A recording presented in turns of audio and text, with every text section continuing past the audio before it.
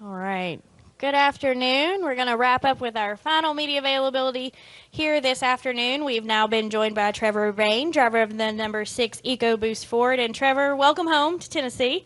I know you always enjoy coming back to Bristol. Talk a little bit about this weekend and really what it means to race so close to Knoxville. Yeah, can you guys believe it's raining here? This never happens, but man, it's good to be home. I promise it doesn't always rain in Tennessee, but it does every time we come to town. So we're ready to go. Obviously, we'd like to have gotten some of those laps in practice that we didn't get for the delays, but we feel like we're getting our Ford a lot faster and making progress. We've had some really strong runs here the last 3 races at Bristol, and we feel like at this point in the season we've had some good runs. So coming off of our best finish of the season, we're looking to improve on that this weekend.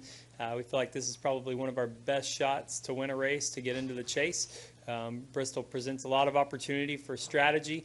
Our cars have been pretty fast here, so we've put a lot of effort into this one. If it's possible to put any more effort into a race, we've done that this weekend, and Jack has obviously voiced his opinion about going for it and making sure that we do everything we can to earn our spot. I'm excited to be here. Excited to have the Ford Performance Paint Scheme. We're honoring Tim Dewar this weekend, who's been at Ford for 40 years. You guys probably all know Tim. He walks around, and we give him a hard time as the drivers. He gives us Ford Performance golf balls a lot of the time. We give him a hard time about that because we spread them around the country pretty good. We're not very good at golf.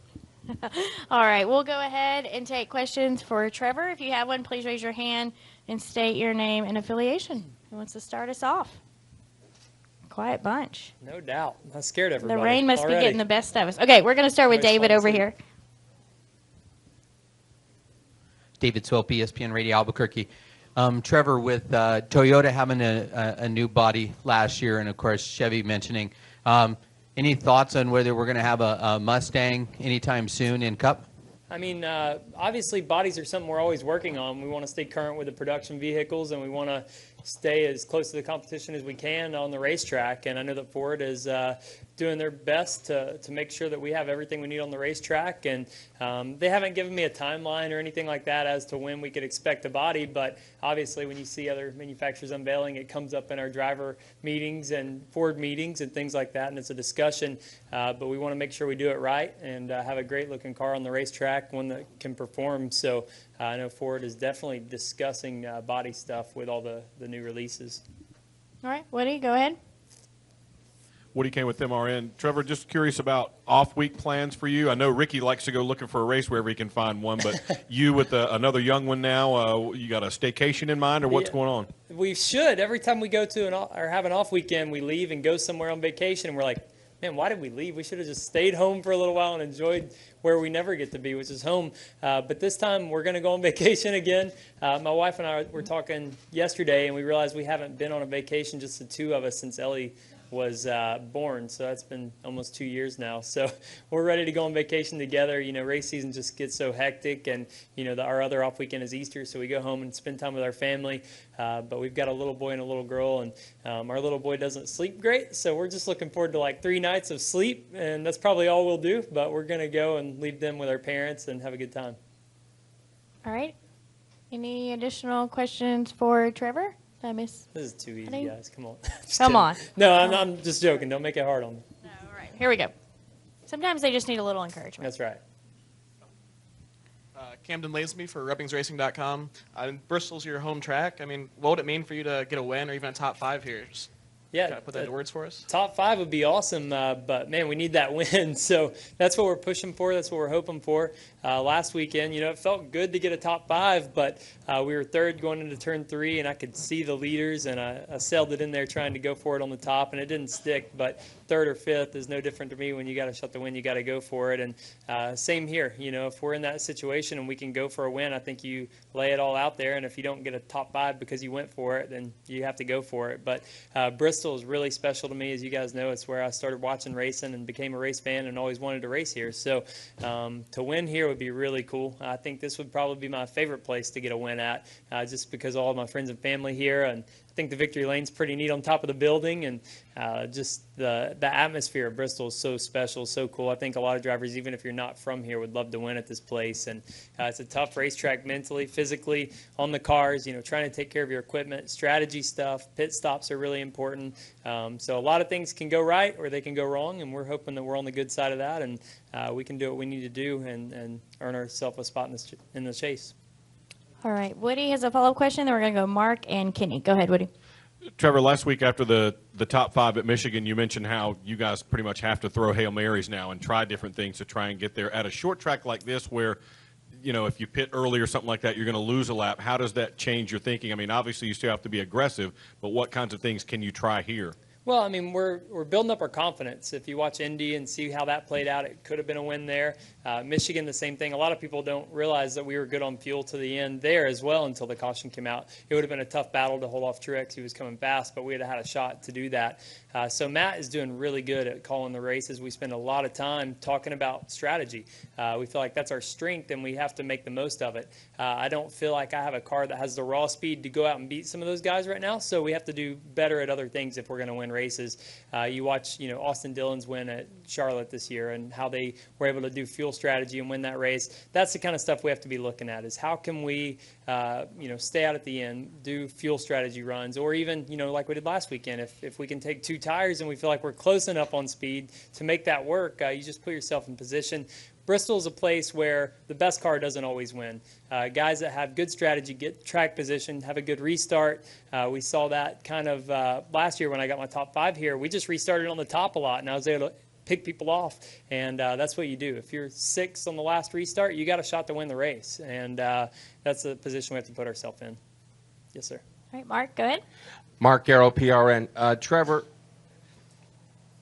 what is the frustration level in the fact that last year you didn't really have a whole lot of performances even through any kind of strategy where you could have won? This year you've had speed in the car several times where if things had maybe broke your way a little bit differently, you could have won. Yeah. So is it more aggravating, not having any chance at all, or is it more aggravating that, the brass rings, sometimes so close you can almost touch it? Well, that's what I have to remind myself of. After Indy, I was really frustrated that it didn't play out the way I wanted it to, but then I had to remind myself, man, I could have just run 15th or 20th all day and never had a shot at it at all, and that wouldn't be any fun. So to me, it's much better to have an opportunity and it not go your way. At least you're there. At least you've got a shot at it than running 25th, 30th all day long, 2 laps down and not ever having a shot. It's way more fun to be in situations where if everything goes your way and you make the most of the opportunity, you can have a shot at it. Again, I feel like we have work to do to get our cars to where we can talk about wins week in, week out, top 5s, top 10s. Right now we're 15th to 20th place cars, I feel like, and that's an improvement. That's a good thing, but we still want to be where we're top 10 cars on our worst day, and then our best days are wins. And right now we have to hit everything right, and we've done that a couple times, and we just got to keep doing that. But it's fun to be in those opportunities. It's a lot better, even though it's tough. When you lose a race and you had a shot at it, man, it hurts because you don't get many shots at that. Indy, I've talked about it 4 times already, but how many chances do you have at Brickyard to win? And man, that was too close. It hurt. But, at least we had a shot. Same at Michigan. We're up there where we need to be, and we just got to keep putting ourselves in those situations. All right, Kenny, go ahead. Kenny Bruce with NASCAR.com. Trevor, anytime a team expands, we hear the organization talk about we have access to more data now, everything's going to be better. And if we see teams contract, they go, oh, now we can focus on these teams, everything's going to be better. RoushFenway, you guys, you've actually gone from 3 teams down to 2, and the Xfinity program has shrunk.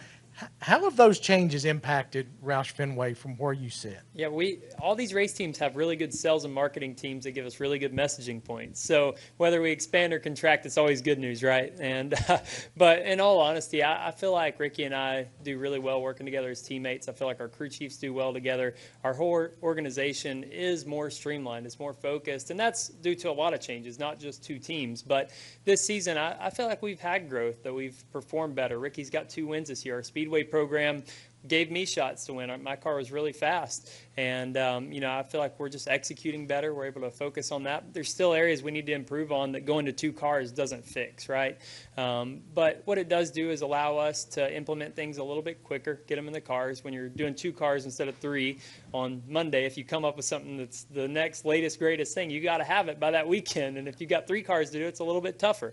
But as far as data and all that, I mean, the more sometimes the better, but also that can be distracting. As a driver or crew chief, when you've got 5 setups to look at instead of 2, you can kind of get yourself off. And I feel like, each weekend, Ricky and I have kind of passed it back and forth on who's got the faster car in practice or qualifying or the race, and we keep pushing each other, and our teams keep pushing each other. But I like what I see at RoushFenway Racing. We're making gains, not as quick as we want to ever, but we're making gains, and that's hard to do in this sport. It's hard just to stay the same in this sport because everybody around you is getting better. So we're keeping up. I feel like our summer slump has been a little less than normal. I feel like we haven't gotten the results through circumstances, but we've maintained this year. And if we can make our normal off-season jump that we always make and then maintain again, eventually we're going to get to where we need to be.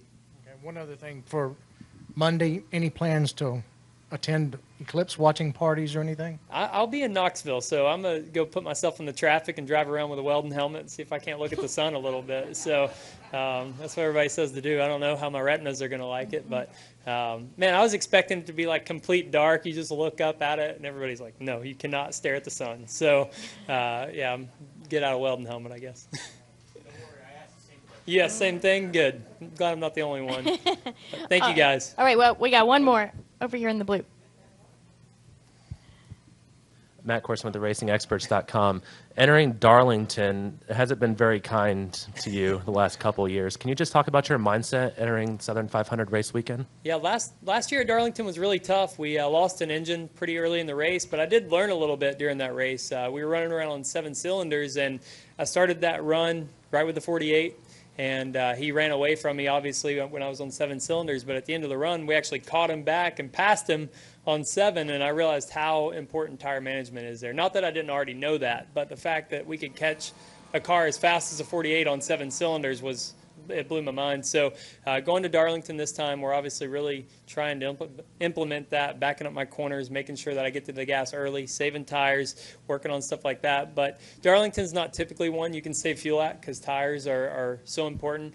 So we got to get our cars faster. We just got to work on it. I love running the top at racetracks. I like doing that here at Bristol, Homestead, the old Texas, Vegas, California, places you can run the top. So I would think Darlington would be a strong suit for us, but it just hasn't played out. So we need to buckle down and figure out how to get a good result there.